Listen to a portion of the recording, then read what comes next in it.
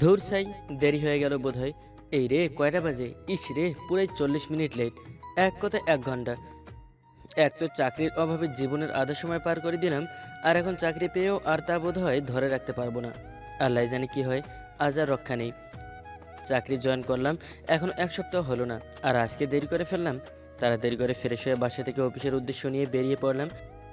রাস্তায় মোড়ে এসে দাঁড়িয়ে রিক্সার জন্য অপেক্ষা করছি। এমনিতে রিক্সাওয়ালা মামারা এসে বলবেন, মামা কই যাবেন? আর এখন প্রয়োজন তো রিক্সার নামগন্ধ নেই। আসলে জীবনটা প্যারাময়, না আছে সুখ, না আছে শান্তি, না আছে টাকা কপালে, শুধু খাটনি। তার উপর থেকে এই দেমাগে বসের জ্বালা। যা হোক, এখন আর এখানে দাঁড়িয়ে কোনো লাভ নেই, অনর্থয় আরও সময় লস হবে। তাড়াতাড়ি অফিস পৌঁছাতে হবে। এই চিন্তায় আমি অফিসের দিকে হাঁটা শুরু করলাম। আধা ঘন্টার মধ্যে অফিসে এসে পৌঁছালাম। বসের সাথে দেখা করতেই ভয় হচ্ছে, কিন্তু কি আর করার, দেখা তো করতেই হবে। যা হোক, আমি বসের রুমে গেলাম। আপনি আসছেন? দুঃখিত ম্যাম, আমার একটু দেরি হয়ে গেল। না না, দুঃখিত হতে হবে না। আপনি দেরিতে আসলে আপনারই লস, তাই না? যান, আপনি বরং আপনার কাজ করেন। ধন্যবাদ ম্যাম, বিষয়টা বুঝলাম না। জ্বলন্ত আগুনের মতো দাউ দাউ করে রাগে জ্বলতে থাকা অফিসের এই বস আজকে হিমালয়ের মতো বরফ, এত ঠান্ডা কিভাবে? তার উপর থেকে এত ভালো ব্যবহার, বিষয়টা কি? থাক, এসব কথা এখন ভেবে লাভ নেই। আমি আমার কাজ করি, তারপর আর কি, কাজে ব্যস্ত হয়ে পড়লাম। আরে গল্প বলতে বলতে তো নিজের পরিচয় দেওয়ার কথাই ভুলে গেছি। আচ্ছা, তবে কাজের ফাঁকে আমি আপনাদের আমার পরিচয় জানিয়ে দিই, কেমন? আমার নাম তানজিম আফতাহি ওহি। এইটুকুই আমার পরিচয়। শুনেছি জন্মের কিছুদিন আগে আমার আমার বাবা মারা যান। বাবার মৃত্যুতে মা আর সুস্থ থাকতে পারেননি। আমার জন্মের তখন থেকেই মা অসুস্থ। আমার বয়স যখন 5 বছর, তখন আমার মাও মারা যান। বাবা পেশায় একজন ডাক্তার ছিলেন, জীবনে তেমন উপার্জন করেননি। তৈরি করা একটা বাড়ি আর কিছু সম্পত্তি আমার নামে রেখে গেছেন, তা বড় হয়ে বুঝতে পেরেছি। এই একা আমাকে কোলে পিঠে মানুষ করেছেন আমাদের বাড়ির সিকিউরিটি শাহাবুদ্দিন চাচা। নিঃস্বার্থভাবে মায়া করতেন আমাকে। বাড়ি, আমি বড় হওয়ার পরে আমার বাবা রেখে যাওয়া সম্পত্তি সব আমাকে বুঝিয়ে দিয়েছেন। বাবা রেখে যাওয়া অর্থ দিয়ে আমার পড়ালেখা ঠিকঠাক মতোই চলছে, কিন্তু সে অর্থ আর নেই। গত 5 মাস আগে শাহাবুদ্দিন চাচাও আমাকে ছেড়ে পরকাল পাড়ি জমান। চাচার একটা মেয়ে আছে, আমার নামের সাথে মিলিয়েই তার নাম রেখেছিল তানজিমা। জন্মের পর তার মাও তাকে ছেড়ে চলে যান। তারও আমার এই দুনিয়াতে একজনই ছিলেন, তার বাবা, আর আমার চাচা শাহাবুদ্দিন চাচা। কিন্তু তিনিও আমাদের ছেড়ে যাওয়াতে আমরা এতিম হয়ে গেছি। তানজিমা আমার থেকে 6 বছরের ছোট। আমি যখন মা বাবাহীন ছিলাম, চাচা আমাকে নিজের ছেলের মতো মানুষ করেছেন। এখন আমার এই সময় এসেছে তার ঋণের কিছুটা হলেও দূর করার।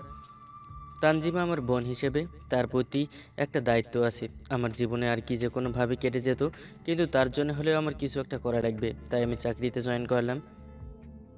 এই যে মিস্টার, হ্যালো। জি জি ম্যাম। তো আপনি এভাবে কাজ রেখে কি ভাবছেন? এভাবে কাজ করলে কি হবে?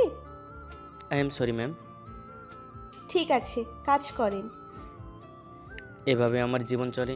সকালে তানজিমাকে ভার্সিটি দিয়ে অফিসে আসি, আর রাতে বাসায় ফিরি, আর সারাদিন শুধু কাজ। তানজিমার সেমিস্টার ফি দিতে হবে, এবার বেতন পেলেই দিয়ে দিব। আর এভাবে চাকরি করলে হবে না, একটা বিজনেস করতে হবে। ব্যাস, এভাবে দেখতে দেখতে মাসের শেষ দিক চলে এলো। আর কিছুদিন বাকি আছে, বেতন পেয়ে যাব। রাতের বেলা রুমে বসে আছি, হঠাৎ করেই তানজিমা এলো। ভাইয়া, ভাইয়া, হ্যাঁ বল, কি হয়েছে? আমার তো সেমিস্টার ফি বাকি রয়ে গেছে। এ নিয়ে তুই কোনো চিন্তা করিস না, আমি বেতন পেলেই দিয়ে দেবো। ভাইয়া, তোর অনেক কষ্ট হয়ে যাচ্ছে তাই না? ধুর, যা তো কষ্ট হবে কেন, তুই যা পড়াশোনায় মনোযোগী হ, বাদ বাকি আমি দেখে নেব। আচ্ছা। যে বেতনের চাকরিটা পেয়েছি তা দিয়ে অবশ্য সব খরচপাতি করে আরও কিছু বাঁচাতে পারবো। দায়িত্ব যেহেতু নিয়েছি, তবে ভাই হিসেবে পুরো দায়িত্বটা পালন করো আমার আর একটা দায়িত্ব। তানজিম এখন ভার্সিটিতে যায়। বাস্তবতা দিতে হলেও সে অন্যজনের আমানত, আজ হোক বা কাল হোক, তাকে বিয়ে দিতে হবে। আমার বাবা রেখে যাওয়া কিছু জমি আর এই বাড়িটা ছাড়া আমার কাছে কোনো অর্থ বিশেষ কিছু নেই। তাই এখন থেকে আমার মাথায় রাখতে হবে তানজিমের ভবিষ্যতের চিন্তা। আমার আর কি আরাম, সে কেটে যাবে, তবে যে দায়িত্বটা আমার উপর আছে সেটা পালন করা অবধি আমি শান্তির নিঃশ্বাস নিতে পারবো না। আচ্ছা, অনেক রাত হয়েছে, এখন আবার ঘুমাতে হবে, না হয় সকালে আবার অফিসে লেট হয়ে যাবে। অফিসে দেরি করাটা আমার কাছে ভালো লাগে না। সবাইকে শুভরাত্রি। সকালবেলা তাড়াতাড়ি ঘুম থেকে উঠলাম, তানজিমাকে ভার্সিটিতে দিয়ে অফিসে চলে এলাম। তানজিমাকে ভার্সিটি পৌঁছে দিয়ে অফিসে আসতে একটু দেরি হয়ে যায়, তবে বেশি দেরি না, সামান্য। কিছুক্ষণ পরে একে একে দেখলাম বেতন নিয়ে যাচ্ছে। আমি তো নতুন, সেই হিসেবে কোনো ধারণা নেই কার কাছ থেকে কি ফর্মালিটি পূরণ করে বেতন আনতে হবে। তো আমার কলিগ সাইমন শরতে বললেন অ্যাকাউন্টসের কাছ থেকে বেতন বুঝে নিতে। সাইমন সাহেবের কথা মতো অ্যাকাউন্টসে কাছে আমি বেতন চাইতে গেলে তিনি বলেন আমার এ মাসের বেতন দিয়ে ওনাকে নিষেধ করা হয়েছে। কেন জানতে হলে বসের সাথে যোগাযোগ করতে বলা হলো। কি আর করার, নিজে পুরো 1 মাসের পারিশ্রমিক কীভাবে পানিতে যাবে, পরিশ্রমের বিনিময়ে বুঝে নিতে আমি বসের রুমের সামনে আসতে পারি। মিস্টার আফতাহি, আসেন আসেন। আমি ভেতরে গিয়ে সোজা সাপটা চেয়ারে বসে যাই। আমার এভাবে বসে যাওয়া হয়তো উনি ভালো লাগেনি। আমার দিকে একটু রাগি চেয়ারে ভুরু কুচকে তাকিয়ে বললেন, জি, তো বলেন মিস্টার আফতাহি। ম্যাম, রফিক সাহেব বললেন আমাকে বেতন দিতে ওনাকে নিষেধ করা হয়েছে। আপনার কাছ থেকে পারমিশন নিয়ে গেলেই উনি আমাকে বেতন দিতে পারবেন, অন্যথায় তিনি দিতে পারবেন না। কোম্পানির একজন সৎ এমপ্লয়িকে কোম্পানি যেমন আদেশ দেবে সে তেমনিই করবে। সেই হিসেবে নিশ্চয়ই আপনাকে বেতন না দেওয়াই কথা। আমি এখানে কিছু বুঝে উঠতে পারিনি। মানে আসলে ম্যাম আমি কিছু বুঝতে পারছি না। আফতাহি সাহেব, আপনি কি ম্যারিড? সরি, বলছি আপনি কি ম্যারিড? আমার বেতনের সাথে বিবাহের কী সম্পর্ক ম্যাম? আমার এই কথায় বসের চেহারা রাগে লাল। তিনি আবারও বললেন, আমি বলে দিই যে আমি ম্যারিড না, এবং আমার বেতন কেন দেওয়া হচ্ছে না সেটার কারণ বলতে জানতে চাই। আপনি যেহেতু ম্যারিড না, তবে নিশ্চয়ই আপনার কোনো ওয়াইফ নেই। আর এই অফিস আপনার ব্যক্তিগত প্রতিষ্ঠান না। সেই হিসেবে রেগুলার এভাবে কাউকে ভার্সিটি গেট নামিয়ে দিতে গিয়ে অফিসে দেরি করে আসা নিশ্চয়ই কর্তৃপক্ষ মানবে না। এর জন্য আপনার এই মাসের বেতনটা কাটা হয়েছে। আপনি এবার আসতে পারেন। বসের থেকে আমি কখনোই এরকম আশা করিনি। বসের এরকম কথা শুনে আমার পায়ের নিচের মাটি কেঁপে উঠল। আমি কি করব না করব বুঝে উঠতে পারছি না। আমি রিকোয়েস্ট করতে শুরু করলাম, প্লিজ ম্যাম, প্লিজ আপনি চাইলে আমার অর্ধেক মাসের বেতন কেটে নিন, তবে আমাকে কিছুটা টাকা হলেও বেতন দিন। আমি আপনার কাছে আমার প্রাপ্যটা চাচ্ছি। রিকোয়েস্ট করতে করতে আমি ভুলবশত বসের হাত ধরে ফেলি। স্বাভাবিক কোনো মেয়েকে এভাবে টাচ করলে বিরক্ত হবেই, কিন্তু আমি অসহায় ছিলাম আর ইচ্ছে করে আমি হাতটা ধরিনি। আমি হাত ছাড়ার আগেই ঠাস। কিছু বুঝে উঠতে পারার আগেই বুঝলাম আমার গালে থাপ্পড় পড়েছে। বেহায়া, বেরিয়ে যাই অফিস থেকে। Ma'am sorry. বেরিয়েছে এখান থেকে। আসলে ম্যাম আমি আরও একটা থাপ্পড় পড়লো। পরে সিকিউরিটি ডেকে আমাকে অফিস থেকে বের করে দেওয়া হলো। আমি এখন কি করব কিছু বুঝতে পারছি না। বোনের ফি কীভাবে দেব? আমার কাছে 100 টাকার একটা নোটও নেই। তো এই মাসে খরচ কিভাবে চলবো? আমি আমার কথা চিন্তা করছি না, কিন্তু তানজিমার কথা ভাবলে হৃদয় কেঁপে ওঠে। কিন্তু কি আর করার, একরাশ ব্যথা নিয়ে আমি বাড়ির দিকে পা বাড়ালাম। বাসে গিয়ে খাটের এক কোণে গভীর হয়ে বসে আছি।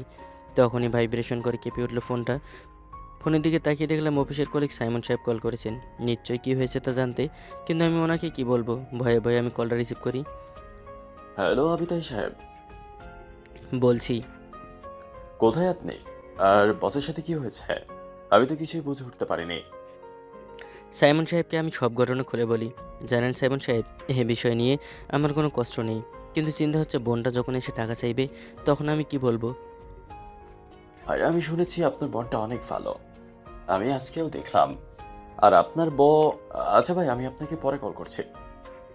কলটা কেটে গেল। আচ্ছা, আজকে বাসায় এসে তানজিমাকে দেখতে পেলাম না। 4টা বেজে গেছে, এতক্ষণ তো বাসায় আসার কথা।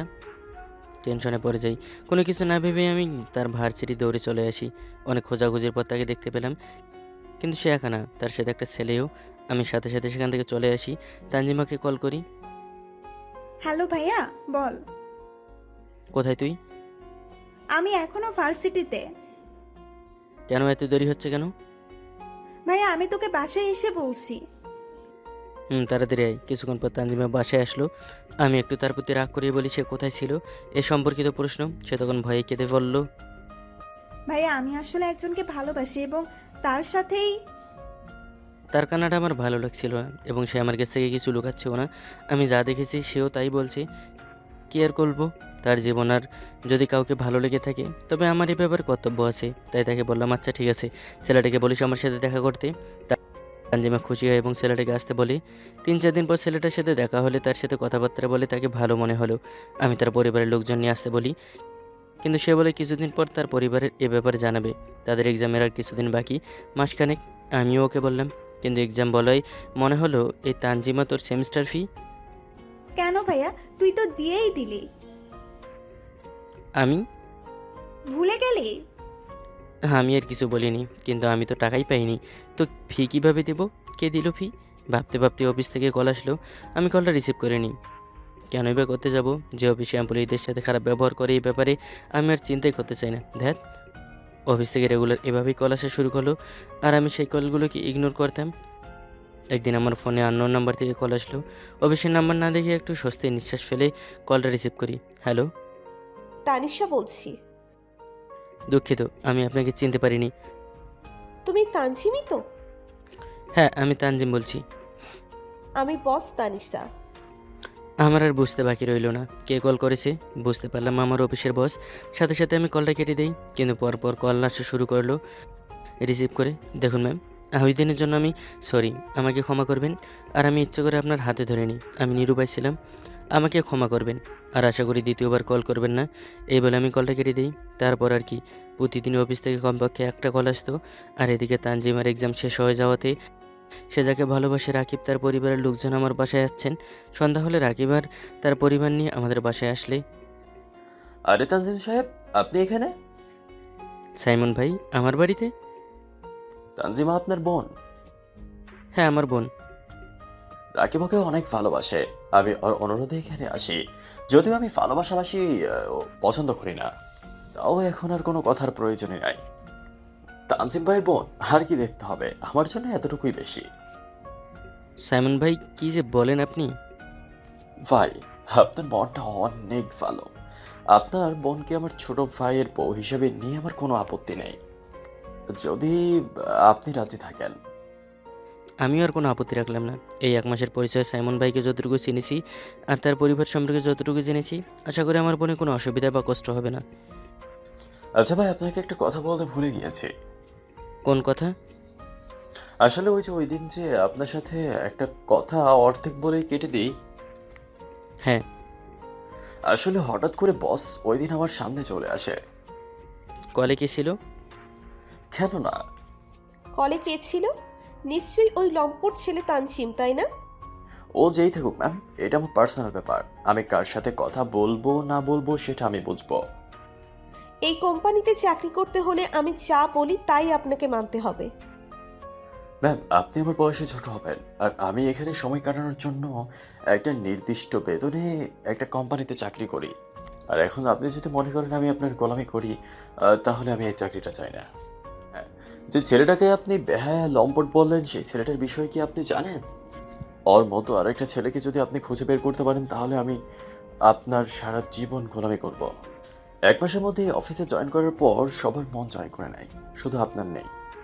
একটা মেয়েকে বোন বলে দায়িত্ব নিয়েছিল, তাই দায়িত্ব পালন করার জন্য সবটুকু দিয়ে দিয়েছে। কিন্তু আপনি কি করলেন? আপনি তাকে 1 মাস খাটিয়ে নেওয়ার পর তার বেতন দিলেন না। আপনি কি জানেন আপনার এই বেতন না দেওয়াতে তার বোনের ভার্সিটি ফি দিতে পারবে না? আপনি কি মানুষ? ছি! এরকম বলে আমি আমার চাকরিটা ছেড়ে চলে আসি। তারপর আর কি ভাই, মেয়েটা অনেক রিকোয়েস্ট করে অফিসে নিয়ে যায়। আগের মতো আর নাই, সবার সাথে ভালো ব্যবহার করে। আপনাকে অফিসে নিয়ে যাওয়ার জন্য অনেক চেষ্টা করেছে, কিন্তু আপনি কলই ধরতেন। লাস্ট যে সময় আপনি কল ধরে ক্ষমা চেয়েছিলেন, সে সময় আমরা সবাই পাশেই ছিলাম। আপনার কথায় অনেক কান্না করেছে। এখন সারাক্ষণই মনমরা হয়ে থাকতে দেখি মেয়েটাকে। আসলে এভাবে ব্যবহার করাটা ঠিক হয়নি, তাই না? আপনি আবার অফিসে জয়েন করেন ভাই, আমি আপনাকে রিকোয়েস্ট করছি। সাইমন ভাইকে কিছু বলার আগে আমার ফোন আসলো। কল রিসিভ করতে ওপাশ থেকে কান্না সুরে। হ্যাঁ, হ্যালো। কান্নায় জোরে কথাই বলতে পারছে না। আমি ওর কথা না বাড়িয়ে বললাম, দেখা করতে পারবে?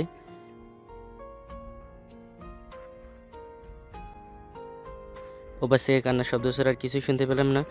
আমি অফিস যাওয়ার সাথে পথে সেই নদীর পাড়ে আমি অপেক্ষা করছি বলে আমি তড়িঘড়ি করে বাসা থেকে বেরিয়ে দৌড়ে নদীর পাড়ে চলে যাই। সেখানে আমি পৌঁছানোর আগে দেখি তানিশা আমার জন্য অপেক্ষা করছে। নীল শাড়ি পরেছে, হাতে কারো চুড়ি, চুলগুলো খোলা, তার দেখতে একদম যেন কোনো পরীর নীল পরি। কিন্তু চেহারাটা খুব মলিন, চোখের নিচে কালো দাগ, চোখ দুটো লাল মনে হয়। পরিটা যেন খুব কষ্টে আছে। অসুস্থ? আমি কোনো কথা বলতে পারছি না, কি বলবো, শুধু মাথা নাড়িয়ে না বোঝুক ইশারা দিলাম। কি হয়েছে? কেমন আছো? আমি ভালো আছি, আপনি? তুমিটাই সুন্দর। তুমি কেমন আছো? একথা বলতেই সে যেন আর কান্না ধরে রাখতে পারলো না। হু হু করে কেঁদে আমার বুকে কিল ঘুষি দিতে দিতে বলল, দেখতে কি পাচ্ছ না কেমন আছি? আমার ভুল দিয়ে আমি অনুতপ্ত। একটা কি সুযোগ দেওয়া চাই না? এভাবে কি কেউ চলে যায়? বলে আমাকে জড়িয়ে ধরলো। আমিও শক্ত করে জড়িয়ে ধরে বললাম, তুমি কি প্রেমে পড়েছো? না, তবে? প্রেম মানুষকে কাঁদায় না, তবে কি কাঁদায়? ভালোবাসা মানুষকে কাঁদায়। তুমি তো কাউকে ভালোবাসো। তার বুকেই আছি। উন্মাদ হয়ে গেছো? হ্যাঁ, আমাকে আর এভাবে দূরে রেখো না, আমি থাকতে পারবো না। আমি কি দূরে রাখার কথা বলছি? বেশি কথা বলো তুমি। আর বলবো না, সরি। আচ্ছা। শোনো, কি? ভালোবাসি। আমাকে? আপাতত আর কাউকে তো বাঁচতে চাইছি না। আচ্ছা, আমিও। আপাতত আপনার বিদায় নিন। আমরা আপাতত চুটিয়ে প্রেম করি। ধন্যবাদ সবাইকে।